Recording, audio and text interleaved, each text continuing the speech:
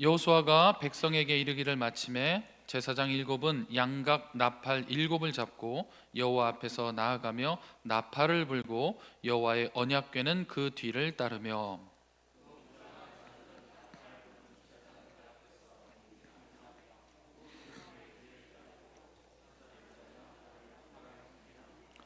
여호수아가 백성에게 명령하여 이르되 너희는 외치지 말며 너희 음성을 들리게 하지 말며 너희 입에서 아무 말도 내지 말라. 그리하다가 내가 너희에게 명령하여 외치라 하는 날에 외칠지니라 하고.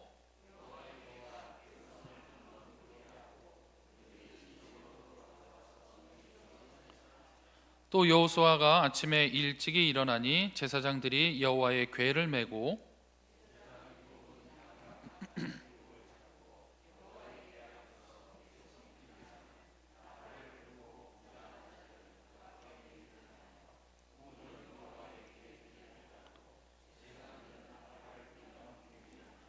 그 둘째 날에도 그 성을 한 번 돌고 진영으로 돌아오니라. 엿새 동안을 이같이 행하니라.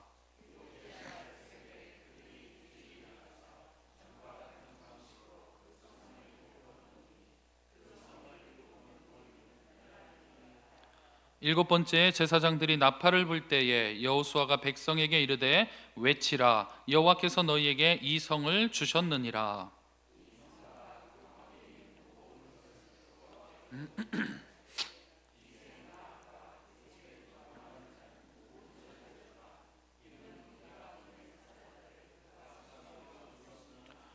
너희는 온전히 바치고 그 바친 것 중에서 어떤 것이든지 취하여 너희가 이스라엘 진영으로 바치는 것이 되게 하여 고통을 당하게 되지 아니하도록 오직 너희는 그 바친 물건에 손대지 말라.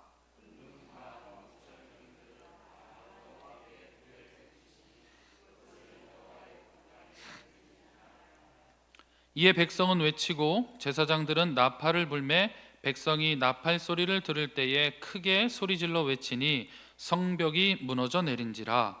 백성이 각기 앞으로 나아가 그 성에 들어가서 그 성을 점령하고.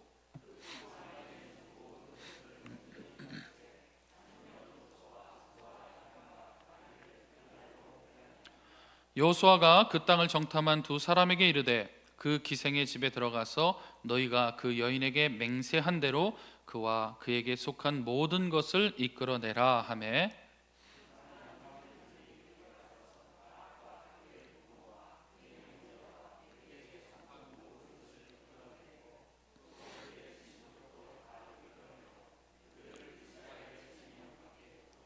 무리가 그 성과 그 가운데 있는 모든 것을 불로 사르고 은금과 동철 기구는 여호와의 집 곳간에 두었더라.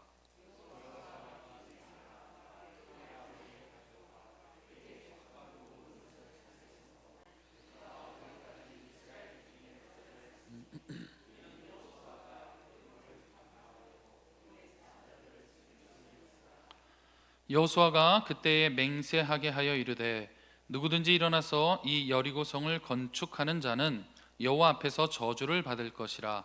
그 기초를 쌓을 때에 그의 맏아들을 잃을 것이요 그 문을 세울 때에 그의 막내 아들을 잃으리라 하였더라. 여호와께서 여호수아와 함께 하시니 여호수아의 소문이 그 온 땅에 퍼지니라. 아멘. 할렐루야. 다음 주는 설입니다. 2025년도 성도 여러분의 각 가정마다 소망하시는 모든 간구가 주님 안에서 이루어지기를 축복합니다. 아멘. 또 동시에 하나님께서도 여러분 각 가정마다 소망하는 것이 있습니다. 그 모든 하나님 원하시는 소망하는 부분들도 각 가정에서 다 이뤄내시기를 주님의 이름으로 축복합니다. 아멘. 제가 어느 날 영상을 보는데요, 한 찬양 인도자가 찬양을 시작하기 전에 오늘 이 본문을 멋지게 선포하는 장면을 제가 보았습니다. 그 내용이 이렇습니다. 하나님께서 우리와 함께 하실 때에 우리의 음성이 능력이 되고 우리의 입술이 능력이 돼서 저 크고 견고한 성도 무너뜨립니다. 오늘 그 마음으로 우리의 음성이 주님의 도구가 됨을 믿고 선포하며 찬양합시다. 할렐루야. 이렇게 선포하는 겁니다. 순간 제가 좀 막 가슴이 좀 이렇게 벅차 올랐습니다. 왜 그런가 하면 사실은 제가 좀 잊고 있었기 때문입니다. 찬양을 담당하는 저도 순간순간 잊고 또 내 입인 줄 알고 또 내 음성인 줄 알고 또 말을 너무 함부로 하기도 하고 또 하나님 기뻐하시지 않은 말들을 하고 있었던 제 모습을 동시에 발견했기 때문입니다. 그리고 나서 며칠의 시간이 지나서 제가 새벽 설교, 제 순서의 설교를 준비하는데 오늘의 본문을 다시 만나게 된 겁니다. 그래서 얼마나 감사한지 몰랐습니다. 그 감사의 이유는 주님, 제가 저를 이렇게 함부로 할 수 없는 사람이었습니다. 존귀한 주님의 도구로 저를 다시 깨닫게 하시고 또 사용하려 하시니 너무나 그것이 감사합니다 하고 기도했습니다. 오늘 저와 이 본문을 다시 나누실 텐데 여러분들도 각자에게 임하시는 특별한 은혜를 간직하시기를 주님의 이름으로 소망합니다. 아멘. 첫 번째 살펴볼 말씀은요, 우리의 입술의 권세가 하나님이 함께 하실 때에 얼마나 위대한 권세를 갖는지를 보게 됩니다. 하나님께서는 그 모든 권세가 그 말씀으로부터 시작이 됩니다. 말씀으로 시작되고 말씀으로 역사하시고 또 그 말씀에 의해서 모든 역사가 종결이 됩니다. 그래서 태초에 하나님께서 천지를 창조하실 때도 그 말씀의 권세로 창조하십니다. 예수님도 마찬가지입니다. 공생의 기간에 모든 하시는 역사를 말씀으로 행하시고 이루셨습니다. 여러 가지 예가 있지만 그 중에 중풍병자를 고칠 때에 예수님 말씀으로 뭐라고 선포하셨냐면, 내가 세상에서 죄사하는 권능이 있는 줄 알게 하시려고 말씀을 통해서 중풍병자에게 일어나서 내 침상을 가지고 가라, 돌아가라 이렇게 말씀하십니다. 우리 잘 아는 말씀 마태복음 28장에서도 이제 지상에 명령을 내리실 때에 예수님의 그 말씀으로 우리에게 말씀의 권세를 주십니다. 마태복음 28장 내용이죠. 예수께서 나와, 우리 같이 한번 읽어보겠습니다. 예수께서 나와 말씀하여 이르시되 하늘과 땅의 모든 권세를 내게 주셨으니 그러므로 너희는 가서 모든 민족을 제자로 삼아 아버지와 아들과 성령의 이름으로 세례를 베풀고 내가 너희에게 분부한 모든 것을 가르쳐 지키게 하라. 볼지어다 내가 세상 끝날까지 너희와 항상 함께 있으리라 하시니라. 아멘. 그 권세를 아버지 하나님으로부터 내게 받았고 내가 다시 그 권세를 제자들에게, 사도들에게 그대로 나누어 주니 너희들은 그 권세를 가지고 영혼들을 살려내라 하는 것입니다. 그래서 그 말씀의 권세를 그대로 받은 사도들이 특별히 사도행전 3장 6절에서 그 입술의 권세를 가지고 병든 자를 치료합니다. 우리 사도행전 3장 6절도 같이 한번 보겠습니다. 시작. 은과 금은 없거니와 내게 있는 이것을 내게 주노니 나사렛 예수 그리스도의 이름으로 일어나 걸으라 하고. 아멘. 하나님의 말씀의 권세가 예수 그리스도의 권세가 되고 예수 그리스도의 말씀의 권세가 믿음의 사람들의 말씀의 권세가 되니 죽어있는 영혼이 다시 소생케 되는 역사가 일어납니다. 그래서 사도들이 이렇게 말하니까 그 즉시 이 땅에 하나님의 권능이 이 세상 가운데에 분명하고도 정확하게 나타나게 됩니다. 이처럼 하나님의 권세가 또 하나님의 능력이 우리에게 임하시고 우리가 그 뜻을 따를 때 우리는 엄청난 기적을 행하는 중심에 서 있게 됩니다. 오늘 본문에도 그것을 정확하게 말씀을 하고 있습니다. 우선 첫째 날부터 여섯째 날까지는 오직 나팔 소리만 등장을 합니다. 우리 9절과 10절이었습니다. 오늘 본문 다시 한번 보겠습니다. 9절 10절입니다. 그 무장한 자들은 나팔 부는 제사장들 앞에서 행진하며 후군은 궤 뒤를 따르고 제사장들은 나팔을 불며 행진하더라. 여호수아가 백성에게 명령하여 이르되 너희는 외치지 말며 너희 음성을 들리게 하지 말며 너희 입에서 아무 말도 내지 말라.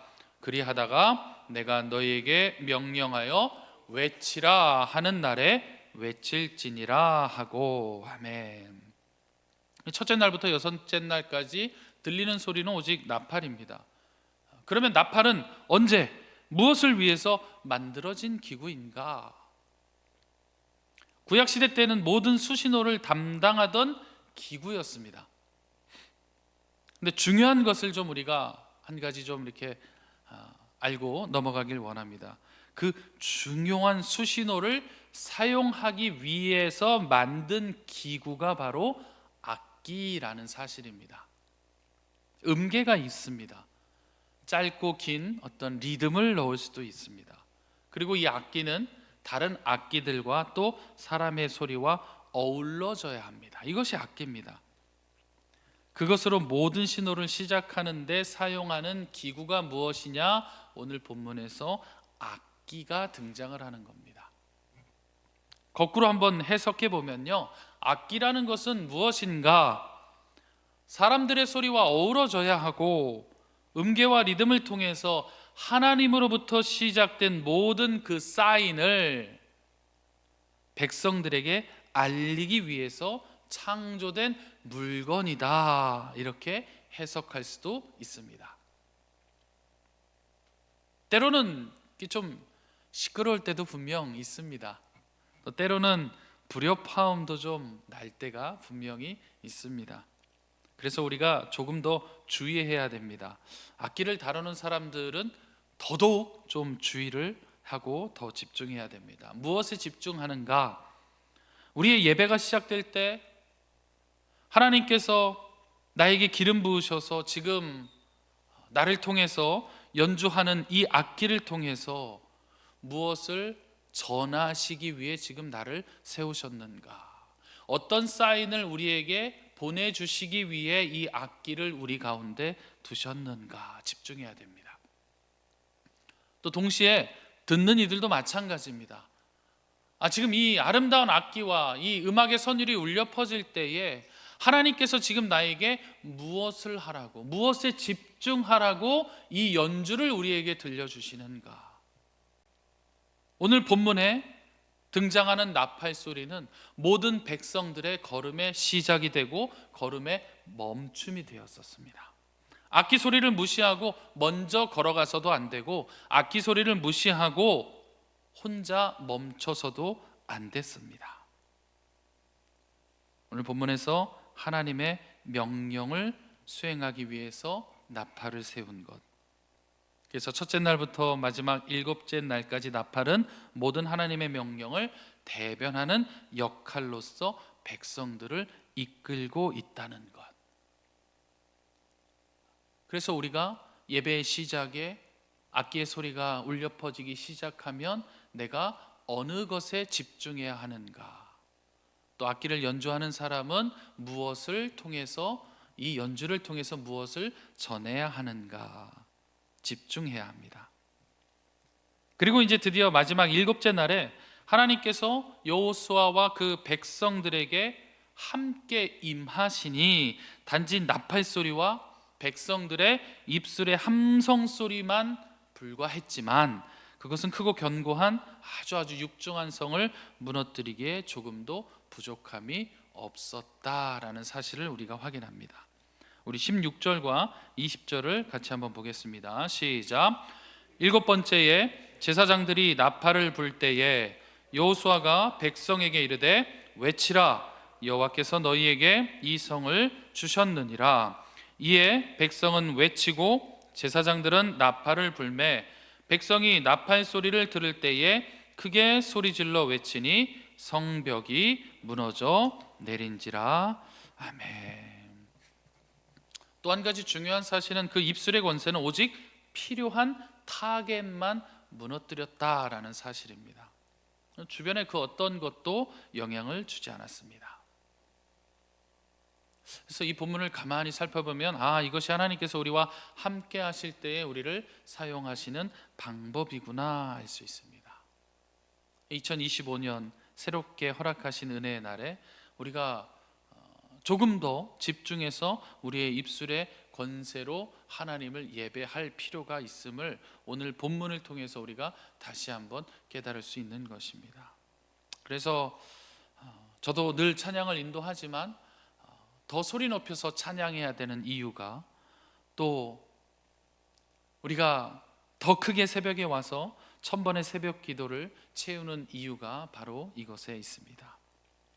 매일매일 불었던 나팔, 또 백성들 간에 매일매일 질렀던 고함, 그것에 불과한 소리지만 하나님께서 쓰시겠다고 하면, 또 하나님의 사인에 맞춰서 사용하면 견고했던 그 성이 우리 발밑에 먼지가 됩니다. 그러면 오늘 이 말씀을 통해서 저와 여러분에게 주시는 하나님의 사인이 무엇인지, 또 동시에 2025년에 저와 여러분에게 가장 기대하시고 우리에게 고백하시는 하나님의 음성이 과연 어디에 있는지, 무엇인지, 동시에 우리도 입술의 권세로 구하시고 또 부르짖으시고 또 더 열심으로 기도하시고 찬양하시는 또 저와 여러분이 되시기를 주님의 이름으로 축복합니다. 아멘. 그러면서 오늘 본문에 주의해야 할 사항이 한 가지 등장을 합니다. 하나님께서 이 입술의 권세와 함께 하셨다는 그 증거를 우리의 마음과 우리의 삶에 잘 기록해야 한다는 사실입니다. 내가 소리 질렀고, 내가 그 무너뜨리는 현장에 있었고, 내가 남들보다 목소리가 좀 커서 더 크게 소리 질렀고, 내가 무너뜨렸으니까 이 당시 당대의 문화는 모든 전리품은 승리자가 다 가져가도 되는 문화였습니다. 내가 그 자리에 있었으니까 당연히 내가 이 전리품도 소유할 수 있다, 아니다 라는 사실입니다. 우리 17절 말씀 한번 보겠습니다. 17절입니다. 시작. 이 성과 그 가운데 있는 모든 것은 여호와께 온전히 바치되 기생 라합과 그 집에 동거하는 자는 모두 살려주라. 이는 우리가 보낸 사자들을 그가 숨겨 주었음이니라. 아멘. 앞부분에 이 성과 그 가운데 있는 모든 것은 여호와께 온전히 바쳐야 한다. 그러면 우리가 주의해야 할 사항이 무엇인가? 공로주의입니다. 공로주의. 내가 했으니까, 그 당시에 내가 현장에 있었으니까, 그래서 내가 아니었더라면, 이런 생각은 절대적으로 위험한 생각입니다. 내게 주신 입술의 권세로 무너뜨리게 하셨지만 당연히 이 성과 그 가운데 있는 모든 것은 여호와 하나님의 것입니다. 그래서 우리가 기도할 때도 이 부분을 잊지 말아야 합니다. 그래서 우리의 기도에도 중요한 균형이 필요합니다. 그래서 주여 무너뜨려 주시옵소서, 주여 내게 허락하여 주시옵소서, 이렇게만 하고 끝나서는 안 됩니다. 이 모든 것이 다 주께로부터 왔고 또 주께로 다시 영광 돌리게 하옵소서 하는 기도가 우리 가운데에 함께 병행되어야 합니다. 오늘 새벽 본문은 계속 우리가 여호수아서를 살펴보는데요, 오늘 새벽 본문은 갈렙의 이 산지를 내게 주소서 하는 본문이었습니다. 그런데 그 가운데에 제가 한 번도 제 눈에 보이지 않았던 아주 귀한 고백이 오늘 새벽 말씀을 준비하면서 보이게 됐는데요, 같이 한번 찾아보시면 좋을 것 같습니다. 여호수아 14장 10절인데요 우리 한번 같이 읽어보겠습니다. 시작. 이제 보소서, 여호와께서 이 말씀을 모세에게 이르신 때로부터 이스라엘이 광야에서 방황한 이 45년 동안을 여호와께서 말씀하신 대로 나를 생존하게 하셨나이다. 오늘 내가 85세로 돼. 아멘. 이 말씀 중에 그동안 제 눈에 한 번도 보이지 않았는데 오늘 새벽에 말씀 준비하면서 보였던 그 문장이 어디였을까요? 85세로다? 그는 알고 있었습니다. 어느 부분이었을까요? 말씀 한번 보여주시겠습니까? 어느 부분이었냐면 말씀 후미에 바로 나를 생존하게 하셨나이다, 이 부분이었습니다. 그동안 한 번도 이 문장이 보이지 않았었는데요, 오늘 새벽에 말씀을 준비할 때 이 문장이 저를 제 눈에 딱 보였습니다. 그 많은 간증자들이 이런 간증들을 하는 걸 많이 들어보셨을 겁니다. 내가 이런저런 일로 거의 죽다가 아니면 사형 선고까지 받았는데 하나님 은혜로 내가 다시 살아났습니다. 그러고 나면 그분들의 고백이 뭐냐면, 내 삶이 아니었구나, 내 것이 아니었구나, 이렇게 고백이 되어집니다. 그래서 제가 죽기 전의 삶과 다시 태어난 지금의 삶이 완전히 다릅니다. 이런 비슷한 간증들 많이 들어보셨을 겁니다. 들어보셨죠? 비슷한 간증들. 그런데 그분들의 그 간증과 그 삶이 너무너무 당연한 게 아니라 너무너무 훌륭한 간증이었더라라는 겁니다.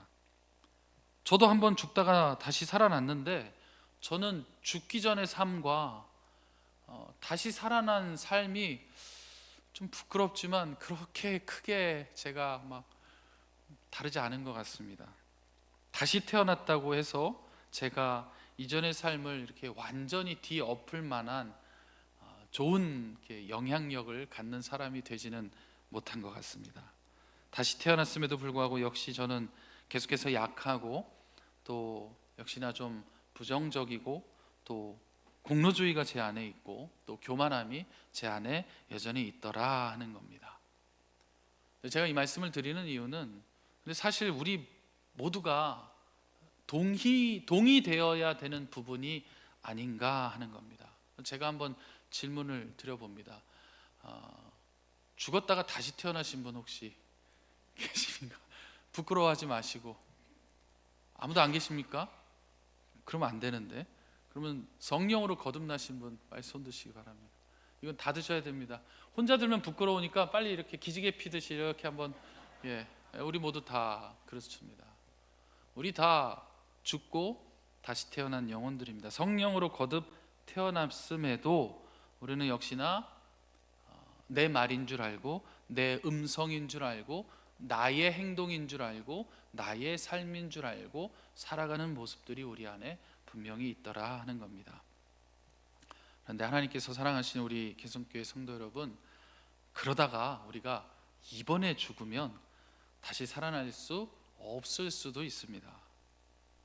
그만한 각오가 필요한데, 또 재미난 것은 그만한 각오가 있음에도 불구하고 우리 삶의 고백이 어려운 부분이 여전히 남아 있더라 하는 겁니다. 어떤 부분일까요? 우리 삶의 어떤 삶의 고백, 삶의 11조가 될 수 있겠죠.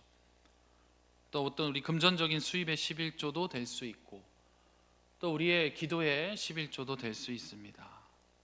내가 지금 죽어서 다시 이제는 태어날 수가 없다라는 위기감이 있음에도 불구하고 참 어려운 것이 무엇이냐면, 내 삶 전체 중에 일부를 하나님 앞에 이것이 모든 것이 다 하나님의 것이 맞습니다 하고 고백하는 것이 얼마나 크고 어려운 일인지를 우리가 희한하게 세월이 지나면 지날수록 더욱더 크게 느끼고 살아가고 있다는 사실입니다. 그럼에도 불구하고 또다시 감사한 것은 우리를 늘 새롭게 하시고, 또 지난날을 이렇게 덮으시고 회개케 하시는 가장 큰 은혜 때문에 우리가 살아가고 있음을 믿습니다. 그런데 우리가 말씀을 잘 알고 계시죠? 다음 장에 하나님의 것을 자신의 것으로 오용한 나머지 다시 태어나지 못하는 인물이 소개되는 말씀을 우리가 잘 알고 있습니다. 그래서 오늘 이 본문의 말씀이 저와 여러분의 말씀이 되어서 다시금 우리가 주 앞에 구해야 되는 것들과 더불어서 여호와 하나님의 허락이고 영광이 됨을 고백하시고, 또 삶의 모든 영역이 주님께 붙어 있기 때문임을 또 고백하시고, 그 증거로서 삶의 모든 영역에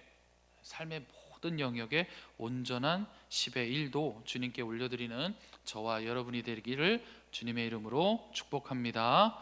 아멘. 마지막으로 이 일을 위한 또 함께 동역한 사람들을 우리가 살려야 합니다. 우리 25절 말씀 같이 한번 보겠습니다. 25절입니다.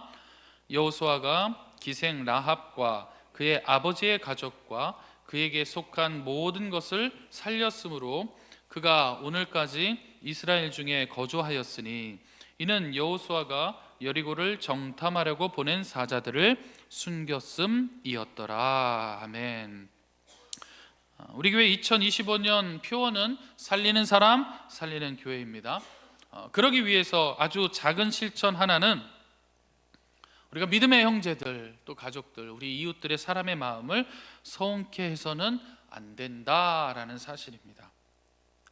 이스라엘이 하나님께 순종해서 나팔을 불고 고함을 쳤지만 그래서 첫 전쟁에 승리하고 이제 가나안 정복을 실질적으로 시작하지만 그 이전에 분명한 동역자가 있었다라는 사실입니다. 바로 정탐꾼을 사망해서 생명으로 건진 라합의 은혜입니다. 그러니 오늘의 이 믿음의 아주 위대한 기적과 같은 역사, 이 일 시작에 하나님께서 기생 라합을 미리 예비해 두셨음을 우리가 잊어서는 안 된다라는 사실입니다. 기생 라합이 정탐꾼을 숨겨준 사실, 작은 것 같아 보이고 별거 아닌 것 같아 보일 수도 있고 그저 어떤 작은 선행으로 치부할 수도 있습니다. 또 그 말씀을 읽을 때 그 정도의 어떤 선행은 나도 할 수 있지 않은가 착각할 수도 있습니다. 그러나 우리가 본문을 잘 보면 라합 역시 자신의 생명을 걸고 정탐꾼을 살려냈습니다. 비슷한 이치로 우리가 교회 안에서도 그런 마음을 좀 품을 때가 있습니다. 그건 당신의 일입니다. 당신이 하기에 너무 마땅한 일입니다. 저는 모르겠습니다. 제가 그걸 관여할 이유가 없습니다. 그 일을 하기 위해서 그 직분을 당신에게 맡긴 것이니까 오히려 당신이 더 충성하고 더 수고하는 것이 맞습니다. 저에게 그 일을 강요하시면 안 됩니다. 제가 하는 건 당신이 그 일을 잘하려고 때로는 당근도 또 때로는 채찍도 이렇게 주는 역할이 제 역할입니다.